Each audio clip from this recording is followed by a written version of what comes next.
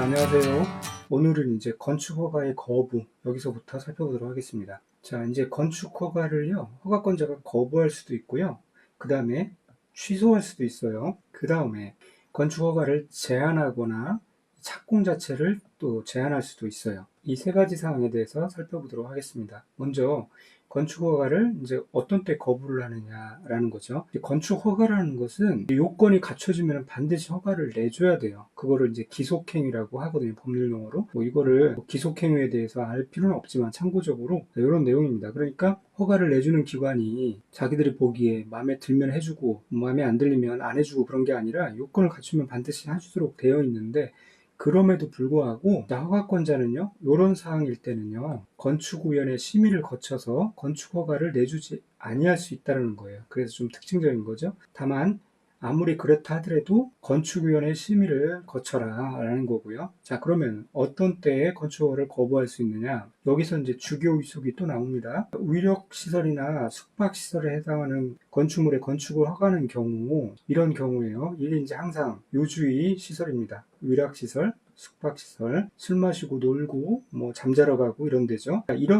이런 시설들이 주거 환경이나 교육 환경 등 주변 환경을 고려할 때 부적합하다고 인정되는 경우예요. 그러니까 학교 옆에 혹은 주택단지 옆에 이런 시설들을 할 때는 건축허가를 내주지 아니할 수 있다라는 거죠. 건축위원회 심의를 거쳐서요. 자, 그 다음에 또 하나는 방제지구 및 자연재해 위험 개선지구 등, 자, 이런 데가요, 어떤 데냐면 상습적으로 침수되거나 침수가 우려되는 지역이에요. 그런 곳에 이제 건축물을 건축하는데 그 일부 공간에 거실을 설치하는 것이 부적합하다고 인정될 때예요. 그 일부 공간 앞에 가로쳐놓고 그렇게 써놓으셔도 됩니다. 지하층 등 일부 공간에 거실을 설치하는 것이 부적합하다고 인정하는 경우 건축허가를 내주지 않을 수 있다라는 겁니다. 그 다음에 아예 건축허가를 취소하는 경우도 있는데요. 자, 밑에 있는 이런 사유에 해당되면요, 이런 경우에는 허가를 취소해야 돼요. 허가권자가 취소하여야 한다는 게 특징적입니다.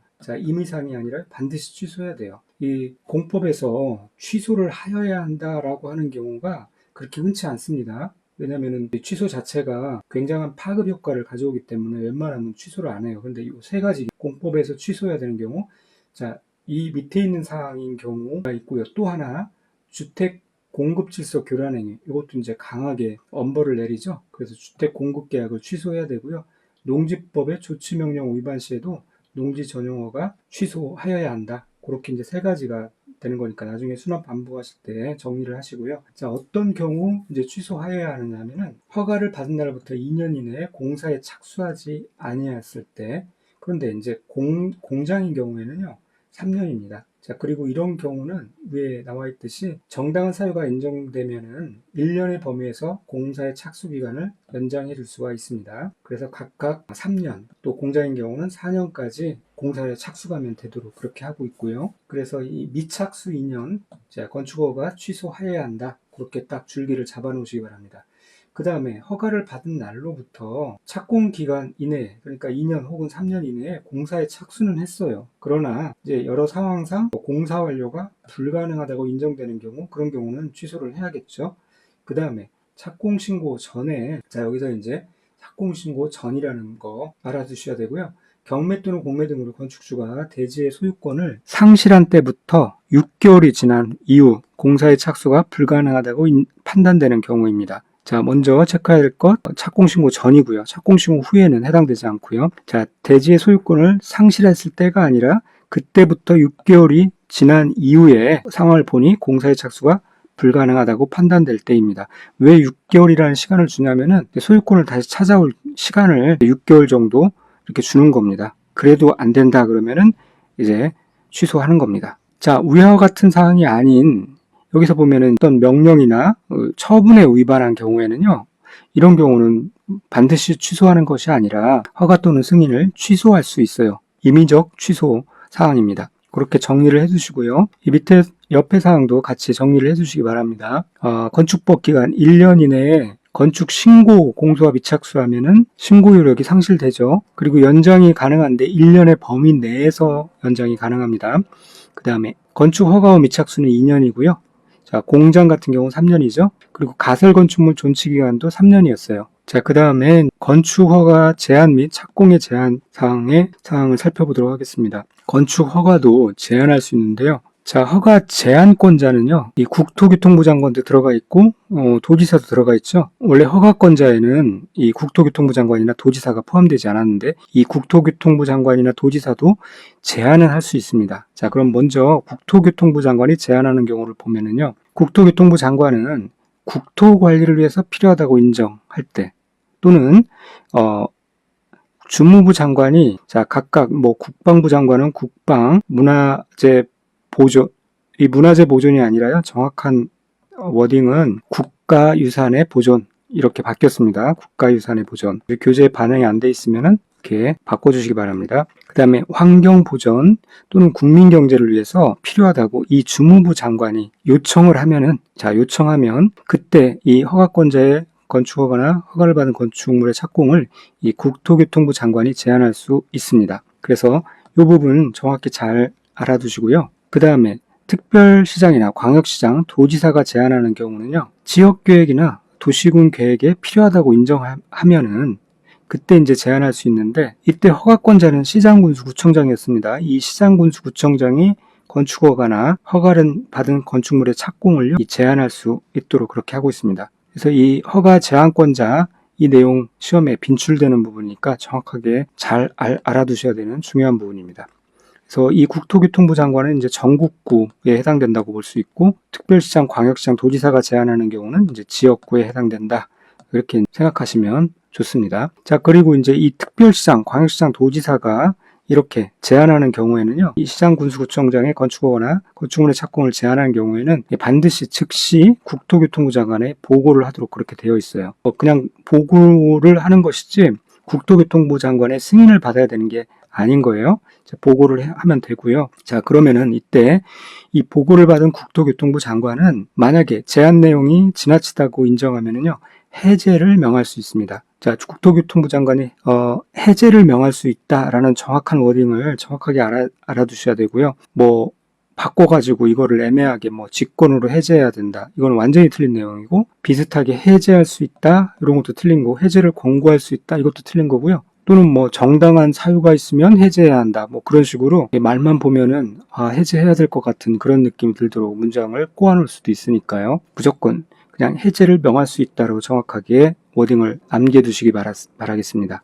이거 다 중요한 내용입니다. 자, 그리고 이렇게 건축허가나 이 건축허가를 받은 건축물의 착공을 제한하려는 경우에는요, 이 국토교통부 장관이나 시도지사가 반드시 거치도록 해야 되는 게 주민의견 청취를 한 후에, 자, 그 다음에 건축위원회 심의를 반드시 거쳐야 돼요.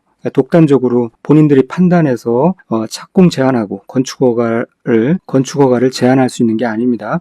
주민의견 청취한 후에 건축위원회 심의를 거쳐야 돼요. 그러니까 두 개를 다 해야 되는 겁니다. 둘 중에 하나만 하거나 이런 식으로 표현하면 틀린 겁니다. 그리고 순서가 주민의견 청취를 먼저 하고요, 그 다음에 건축위원회 심의를 거쳐야 합니다. 그리고 이렇게 허가를 제한할 때는 허가 제한 기간도, 이거 중요한 내용이니까 잘 보셔야 되는데, 건축허가나 건축물의 착공을 제한하는 경우 제한 기간은요, 2년 이내로 하고요, 다만 1회에 한해요 1년의 범위에서 연장할 수 있습니다. 자, 이거 별거 아닌 것 같지만 시험에 마주 나오죠.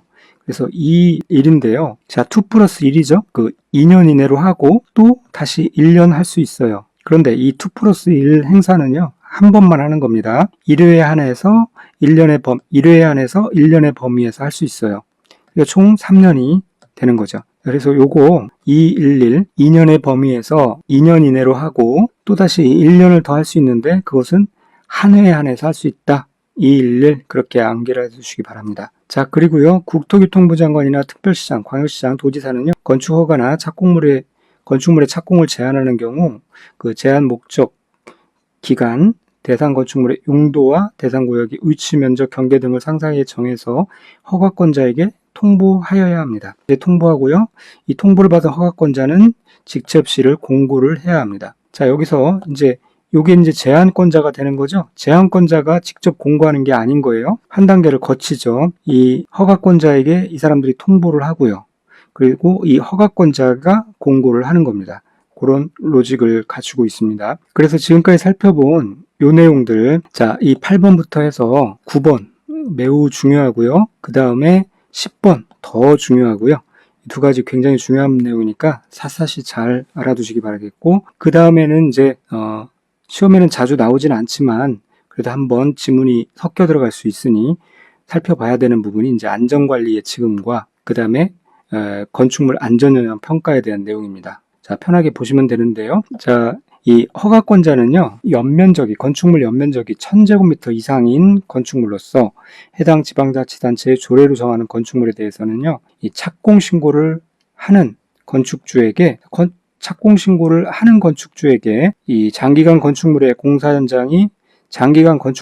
현장이 방치되는 것에 대비해서 미리 미관 개선과 안전관리에 필요한 비용을 건축공사비의 1%의 범위에서 예치하게 할 수 있습니다. 이거 임의사항이고요. 반드시 해야 되는 건 아니고요. 이 숫자 나오죠. 이 숫자를 체크를 하셔야 되는 거죠. 1%. 그 다음에 착공신고를 할 때 이게 이제 예치 시점이 되는 거예요. 그래서 옆에 안전 제1이라고 했죠. 그래서 1001이 나오는, 그래서 1000이 나오는 것이고 1%가 나온다. 그렇게 생각하시면 되겠습니다.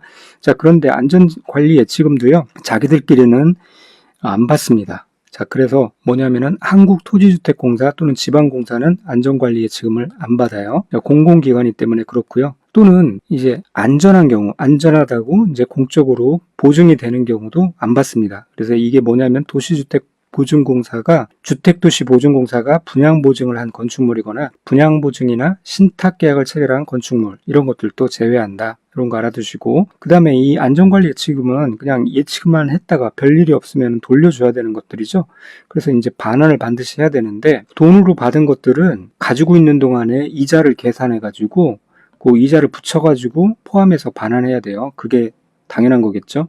그런데 돈이 아니라, 자, 보증서를 예치한 경우, 이게 이제 뭐 어떤 경우냐면 이행보증보험증권이라고 있어요. 대부분이 그렇게 합니다. 그런 거를 예치한 경우에는 이자를 줄 필요가 없겠죠. 자, 그것까지 알아두시고, 건축물 안전영향 평가도 이게 이제 가끔가다 지문에 하나씩 나오는 통에 좀 내용에 집어넣었지만 영향가는 없는 그런 내용들입니다. 안전영향 평가도요. 자, 안전영향 평가가 이루어져야 할 만한 그러한 큰 건축물입니다.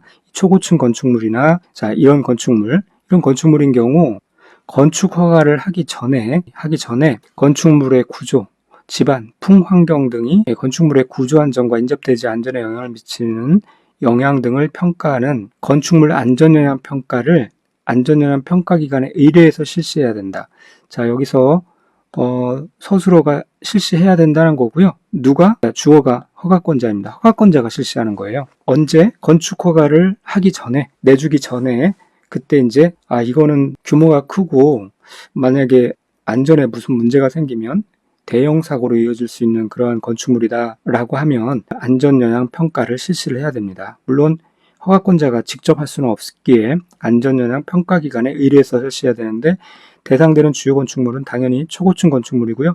요거는 이제 동시에 충족될 때입니다. 연면적 10만 제곱미터 이상일 때, 그 다음에 16층 이상일 때, 그리고 하나의 대지에 둘 이상의 건축물을 건축하는 경우 가까이 건축물의 연면적을 말하고요. 자, 그리고 안전영향 평가할 때 이제 검토 대상이 되는 게, 자, 요런 것들 그냥 한번 눈으로 보시면 되겠습니다. 그리고 하나 더 추가한다 그러면은 위에 나와 있듯이 이 풍환경, 바람의 어떤 영향을 받는 환경 등 이런 것들까지 평가를 합니다. 검토를 합니다. 자, 그리고 이 안전영향 평가 결과가 나오면은요, 이 건축위원회의 심의를 거쳐서 확정합니다. 도시계획위원회가 아니라 건축위원회의 심의를 거칩니다. 그리고 다른 법률에 따라 구조안전과 인접대지에 안전에 영향 미치는 영향 등을 이미 평가받은 경우에는 안전영향 평가에 해당 항목을 평가받은 것으로 당연히 봅니다. 자, 이 정도 보시면 되겠고요. 건축 신고 부분은 이제 설명할 것들이 굉장히 많습니다. 또 굉장히 중요한 부분이고요. 이 부분은 이제 다음 시간에 보도록 하고 여기까지 문제를 풀어보고 마치도록 하겠습니다. 자, 국방, 문화재 보존 또는 국민경제를 위하여 특히 필요한 경우 주무부 장관은 허가권자의 건축 허가를 제한할 수 있다. 주무부 장관이 제한할 수 있는 게 아니라고 그랬죠. 이제 제한 내용에 보면은 주무부 장관은요, 요청을 해요. 누구에게? 국토교통부 장관에게. 그러면 국토교통부 장관이 제안을 하는 겁니다. 자, 그 다음에 국방부 장관이 국방을 내에 특히 필요하다고 인정하면은, 그래서 이제 요청을 하게 되면은 국토교통부 장관이 허가권자 건축허가를 제한할 수 있죠. 이 국방부 장관도 주무부 장관의 하나죠. 그 다음에 교육감이 교육 환경의 개선을 위해 특히 필요하다고 인정하여 요청을 하면은 국토교통부 장관은 허가를 받은 건축물의 착공을 제한할 수 있다. 이 교육감은요, 주무부 장관이 아니죠. 교육부 장관이 요청을 한다면 할 수 있는데, 자, 교육감은 아닙니다. 그 다음에 특별시장은 지역계획에 특별히 필요하다고 인정하면 관할 구청장의 건축허가를 제한할 수 있죠. 자, 특별시장은요, 시장 군수 구청장의 건축허가나 허가받은 건축물의 착공을 제한할 수 있습니다. 도지사는요, 지역계획에 특히 필요하다고 인정하면은 하더라도 허가받은 건축물의 착공을 제한할 수 없다. 자, 도지사도 제한할 수 있습니다. 지역계획을 위해 특히 필요한 경우 도지사는 특별자치시장의 건축허가를 제한할 수 있다. 자, 도지사는요, 그 밑에 있는 시장군수구청장의 건축허가나 허가를 받은 건축물의 착공을 제한할 수 있을 뿐이지 이 특별자치시장의 건축허가를 제한할 수 있는 게 아닙니다. 자, 특별자치시장과 도지사는요, 같은 레벨의 광역자치단체장이에요. 그래서 그렇게 할 수 없고요. 자, 그 내용 살펴보시면 되겠고, 도지사가 관할군수의 건축허가를 제한한 경우 국토교통부 장관은 제한 내용이 지나치다고 인정하면 해제를 명할 수 있습니다. 해제를 명할 수 있고요. 특별시장, 광역시장, 도지사는 시장군수구청장의 건축허가를 제한하는 경우 즉시 국토교통부 장관에게 보고해야 된다라고 했고요. 건축허가를 제한하는 경우 허가권자는 즉시 국토교통부 장관에게 보고를 해야 되죠. 그리고 보고를 받은 국토교통부 장관은 제한 내용이 지나치다고 인정하면요, 직권으로 아닙니다. 해제를 명할 수 있다. 그렇게 정확히 알아두셔야 되고, 시도지사가 건축허가를 제한하는 경우에는 토지 이용 규제 기본법에 따라 주민 의견을 청취하거나가 아니라 주민 의견도 청취하고 건축위원회 심의를 거쳐야 합니다. 두 가지를 다 해야 됩니다. 주민 의견을 청취한 후 건축위원회 심의를 거쳐야 합니다. 시장군수구청장이 건축허가를 제한하려는 경우에는 주민 의견을 청취한 후 도시계획위원회 심의를 거쳐야 한다. 주민의견 청취하고요. 도시계획위원회 심의를 거쳐야 한다. 이 밑에 있는 부분은 맞는데 이 머리가 틀렸죠. 시장군수구청장이 아니라 국토교통부 장관이나 시도지사가 건축허가를 제한할 때 할 수 있습니다. 시장군수구청장은 건축허가를 제한할 수 있는 제한권자가 아닌 것이죠. 자, 그리고 건축법령상 건축허가를 제한하는 경우 건축허가 제한 기간은 2년 이내로 하는 거 맞고요.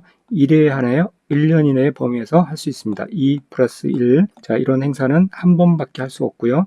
자, 이렇게 해서 우리가 가져가는 거는 3년이죠. 국토교통부 장관은 건축허가를 제한하는 경우 제한 목적, 기간, 대상, 건축물의 용도와 대상 구역의 위치, 면적, 한계를 지체 없이 자, 국토교통부 장관이 공고하는 것이 아니라 통보를 허가권자에게 통보를 하고요. 이 허가권자가 공고를 하는 것이죠. 그 내용. 그 다음에 안전관리 예치금에 대한 내용인데요. 허가권자는 안전면적이 안전관리 안전 제1 1000제곱미터. 그 다음에 몇 퍼센트요? 건축공사비의 1%. 자, 초고층 건축물에 대해서 건축허가 이후 지체 없이 건축물 안전영향평가를 해야 된다. 건축허가 이후가 아니라 건축허가를 하기 전에 안전영향평가를 실시해야 합니다. 그 다음에 건축물 안전영향평가 결과 도시계획위원회의 심의를 거쳐 확정된다. 자, 도시계획위원회가 아니라요, 건축위원회입니다. 여기는 지금 건축법입니다. 이 도시계획위원회라는 거는요, 옆에 이제 정리하고 있지만 국토계획법하고요, 도시개발법하고 도시정비법에서만 나오는 위원회입니다. 건축법에서는 건축위원회라고 나옵니다. 그 다음에 허가권자는 안전영향평가에 대한 심의 결과 및 안전영향평가 내용을 일간신문에 게재하는 방법으로 공개해야 된다. 자, 이거 참고로 알고 계세요. 인터넷 홈페이지에 게재하는 방법으로 공개하여야 합니다. 다시 나오기는 힘들겠지만 그냥 그렇게 알아두시면 되겠고요. 자, 안전영향평가를 실시하는 건축물이 다른 법률에 따라 구조안전과 인접대지에 안전영향을 미치는 영향 등을 평가받은 경우에는 안전영향평가 등에 해당함을 평가받은 것으로 봅니다. 자, 아까 살펴봤던 내용이고요. 자, 747번은 요거는 이제 그냥 패스하셔도 되겠습니다. 이런 문제 변별력을 위한 아주 지엽적인 극상 난이도의 지문이니까 이런 부분은 그냥 이렇게도 나왔구나 생각하시고 넘어가시면 되겠습니다. 자, 다음 시간부터 이제 건축 신고 부분 이론 설명 드리고 또 지문 보도록 하겠습니다. 감사합니다. 오늘도 수고 많으셨습니다.